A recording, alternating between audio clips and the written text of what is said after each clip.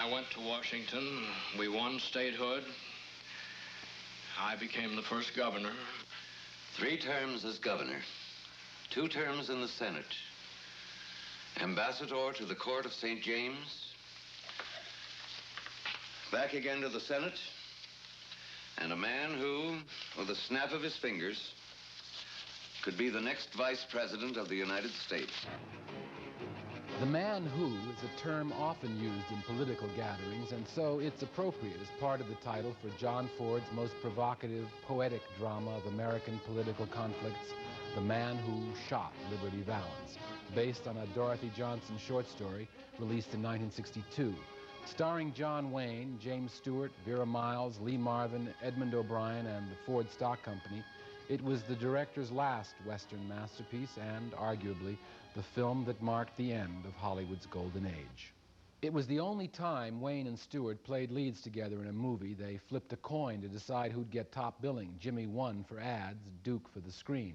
It was Stewart's first movie with Ford, but of course Wayne had been in Ford pictures since the late 20s. When I talked to Wayne about The Man Who Shot Liberty Valance, he used to complain that he had nothing to do in the film. Stewart had all the scenes. I had to beg for that last close-up. But when I asked Mr. Ford, he said, well, actually, Wayne played the lead. Stewart had most of the scenes, but Wayne was the central character, the motivation for the whole thing. The basic plot itself uses the eternal triangle, 2 men and a woman, as a kind of metaphor for America. Wayne plays the gruff yet chivalrous cowboy of the Old West who gives the proud, spirited Vera Miles a cactus rose of love. And Stewart plays the idealistic Eastern lawyer who gives her learning. Right from the start, Wayne is the one who saves Stewart after he's been savagely beaten by Liberty Valance, the fiercest outlaw in the territory, played by Lee Marvin. But Wayne and Stewart have very differing opinions on how to handle this menace to society. You better start packing a handgun. A gun? I don't want a gun. I don't want a gun. I don't want to kill him. I want to put him in jail. Oh. Yet Miles's character, like the country, is pulled towards Stewart's civilizing influence, and even Wayne's most romantic gesture in the movie is made to seem slightly crude by Stewart's superior refinement. Brought you a little present. Tom! Prettiest cactus rose I ever did see. Look at that.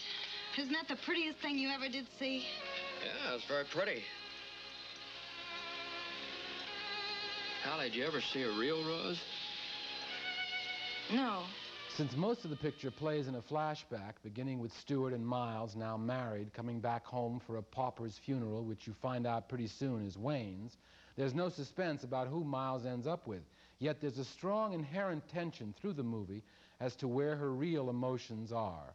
All along, Ford reserves the most poetic moments in the film for Wayne's character, like his first appearance, bringing in Stewart's unconscious body, or one of his last, as he leaves his love behind because that's what she seems to want. At the end of the picture, Stewart finally decides that sometimes a battle is needed to uphold the laws against those evils in human nature, and he goes off to face Valance alone. But Miles sends for Wayne to help Stewart again, and we see the final showdown twice, once from Stewart's and history's point of view. This time, right between the eyes. And a bit later from Wayne's and the truth. This time, right between the eyes.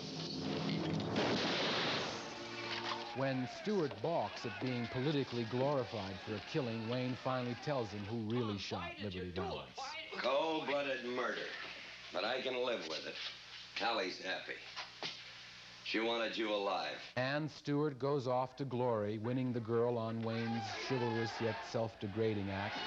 Finally, years later, at Wayne's funeral, Stewart tells the real story to the local newspaper editor, but he refuses to publish it. This is the West, sir. When the legend becomes fact, print the legend. I asked Ford once if he agreed with that line, print the legend, and he said yes, because heroes are good for the country. And yet, in this last myth from America's greatest visual mythmaker, the truth behind the legend is revealed, and we find that Miles's love, is it like America's, rests finally with the wildness of the cactus rose.